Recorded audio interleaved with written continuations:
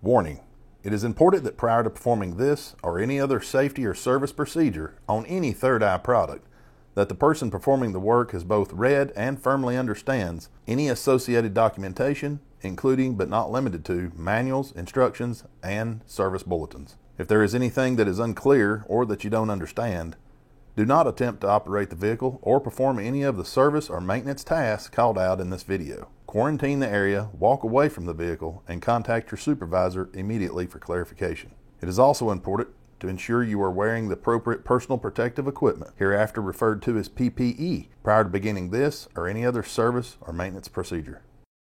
This video is provided for informational purposes only and is not intended to be a comprehensive guide in any fashion. This video is not a substitute for proper training, qualification, and experience.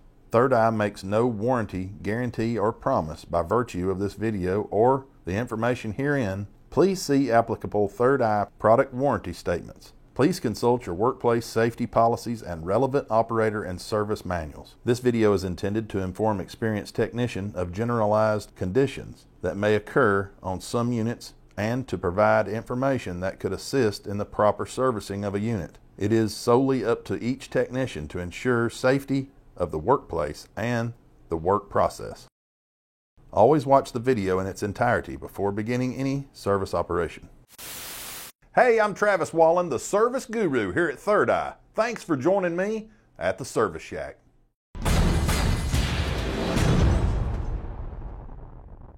Today we're going to show you how to troubleshoot a PSV failure on your Third Eye Digital V4 system. This failure is normally associated with images not generating, and here are the steps needed to troubleshoot. Before beginning, make sure you have the proper PPE necessary for this job.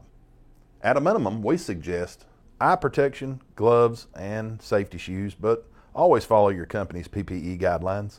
The next step to prepare for troubleshooting is to ensure that the chassis gear is in the neutral position, the parking brake is applied, and the chassis key switch is in the off position. Then exit the cab using 3 points of contact, chock the wheels, and clear the area of any unnecessary personnel. In the unlikely event of a PSV failure, these steps are needed to help remedy the issue. First, start the engine of the affected unit. Then check to ensure the Third Eye gateway, also known as a UDU, on the affected unit is fully booted up. There are 3 lights on the gateway. The middle light is red and should turn on and blink until the unit is fully booted up, where it then stays on solid red, indicating the unit is fully booted up. Next, the window unit will begin booting up. This may take a few minutes. Ensure the network connects to the portal. This will be identified with a solid orange light on the 4th light from the top of the window unit, making sure it is on solid and not blinking. Without this cellular connection, no data can be uploaded to the Third Eye portal. If after 5 minutes the orange light is not on solid, a hard reboot may be necessary to reset the system. If you're unsure how to perform a hard reboot, we have a great Service Shack episode that covers how to do this properly, and you should refer to it before attempting to complete a hard reboot. After completing the hard reboot, restart the engine and allow the gateway to boot up again. After the gateway boots up, ensure the network connectivity light on the window unit is solid. If not, you may have a faulty antenna or antenna connection to the gateway. Ensure these have been inspected. If the window unit shows the network connectivity light is on solid, the system is cellularly connected and connected to the Third Eye portal. Now let's try triggering a manual event by pushing the red Third Eye event button located on the dash near the switches or on the doghouse console. Watch the window unit lights when pressing this button. The red light on the bottom should blink once with a single press of the red button. Did the red light on the window unit blink once? If so, then your manual trigger is working. If no red light blinked, that means that it's not triggering manual events. This could be a failed red push button or a poor connection on the expansion harness, either at the top 2-pin connection for the red button or where it plugs into the Third Eye gateway. Inspect these 2 connection points. If both of these check out okay, you may have a wiring problem in the expansion harness. Replace the expansion harness and then recheck a manual event. If you are still having an issue, call Third Eye Technical Support at 866-804-2984. To check automated triggered events, start the truck engine, then ensure the area is clear to operate the lift arm. Watch the red light on the window unit while cycling the lift arm from the fully down position to the fully up position on a FEL or AFL or an ASL or the lifting mechanism on an REL. When the lifting arm reaches 70 degrees, the light on the window unit should blink red twice. If it does, your unit is triggering correctly. If this is not reflected in the third eye portal, then your third eye gateway may need a hard reboot. If the red light does not blink at all, then you are not triggering events or uploading data related to the PSV event, and a problem is most commonly either the inclinometer, White Castle harness, or expansion harness. Here are a few steps to discover which is at fault. With the key switch on and the engine off, ensure the gateway is fully booted up and connected to the portal. Go out to the inclinometer and locate the wired pigtail harness connected to the inclinometer.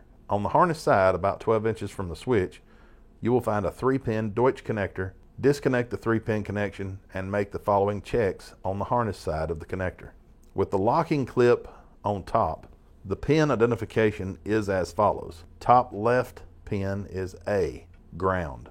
Top right is C, 12 volts. Bottom is pin B, signal. With a multimeter set up to check DC voltage, put the red lead on pin C, put the black lead on pin A.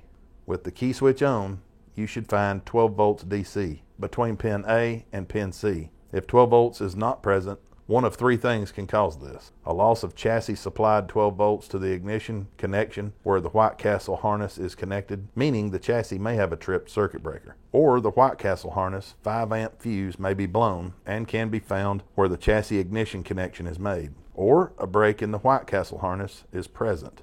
Locate the failed piece and repair it. If 12 volts is present, then with someone watching the red light on the window unit, take a jumper wire and jump power to the signal by doing the following.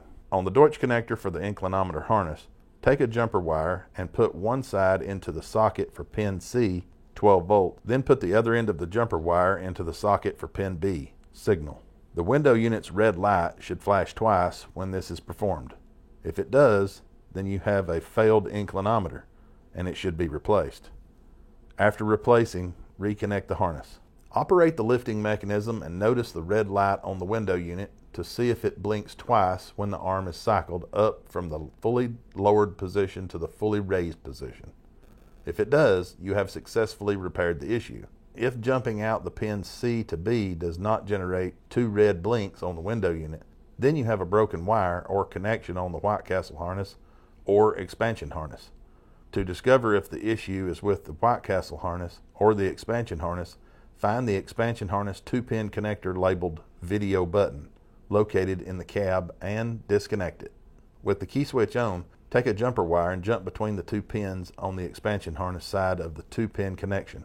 If the red light on the window unit flashes twice, the issue is in the White Castle harness. If the light on the window unit did not flash, then the issue is in the expansion harness. Repair or replace as needed. One last note. If you cycle the lift arm and the red light on the window unit only blinks once, or if the red event button triggers 2 red blinks on the window unit, then the event button and the video button's 2-pin connectors have been swapped and will need to be disconnected and swapped back so the red event button has the event button connection and the video button connection is connected to the White Castle harness. After discovering and repairing the issue, operate the lifting mechanism from the fully lowered position to the fully raised position. Notice the window unit's red light. It should blink twice when the lift reaches 70 degrees. After validating the function and that the system is working correctly, ensure that the data is being uploaded to the Third Eye portal by connecting to the microsite and viewing the last event images and time date stamp. If it is not, try a hard reboot on the gateway to reset the application. Lastly, here's a few things to keep in mind. If you have a Heil front loader with Odyssey controls, you won't have an inclinometer or a White Castle. On these units, we get angle data from the Heil network through the CAN bus connection. The angle data is provided by the in-cylinder sensors located on the street side of the body. If this type of setup is not generating events, ensure the Third Eye J1939 connection is made correctly and to the correct network. Also ensure the arm cylinder is properly calibrated. If further assistance is needed, call our Third Eye Tech Support at 866-804-2984, or for Heil Technical Support, call 866-310-4345. That's it. Now you know how to troubleshoot a potential PSV failure on your Third Eye digital system. We also offer a troubleshooting tree to help troubleshoot issues you may run into in the future. Go to thirdeyecam.com, select Support, then select Troubleshooting Tree. Remember, we're here to help in any way we can, so be safe out there. We'll see you next time here at the Service Shack.